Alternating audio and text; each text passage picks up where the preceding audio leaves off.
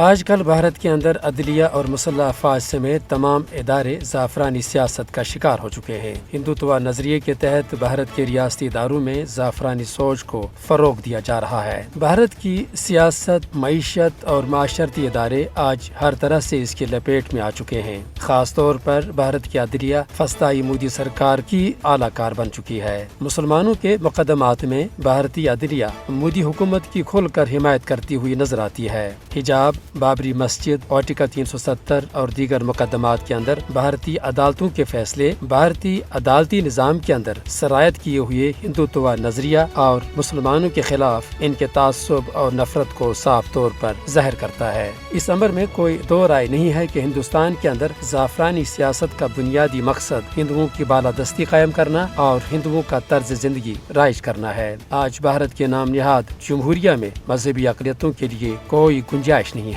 مودی کے زعفرانی بریگیڈ نے بھارت کی سب سے بڑی اقلیت مسلمانوں سمیت دیگر اقلیتوں کے خلاف ثقافتی یلغار کا سلسلہ شروع کر رکھا ہے۔ ہندو انتہا پسندوں کے زیر سایہ آج بھارت کے اندر رہنے والی اقلیتوں کا جان و مال، عزت و آبرو سب کچھ داؤ پر لگ چکا ہے۔ بھارت کو زعفرانی زدہ بنانے کے لیے مسلمانوں کے ناموں سے منسوب اہم شاہراہوں اور دیگر اہم اداروں اور مقامات کے نام ہندوؤں کے ناموں سے تبدیل کرنے کی روش دن بہ دن یہاں زور پکڑتی جا رہی ہے۔ دراصل مودی سرکار بھارت کی تاریخ کو اپنی مرضی سے بدلتے ہوئے اس کو ایک کٹر ہندو ریاست بنانے پر تلی ہوئی ہے۔ یہ زعفرانی سیاست نہ صرف خود بھارت کو تقسیم در تقسیم کر کے تباہی کی طرف لے جائے گی بلکہ اس کے منفی اثرات سے دنیا بھی محفوظ نہیں رہ سکتی۔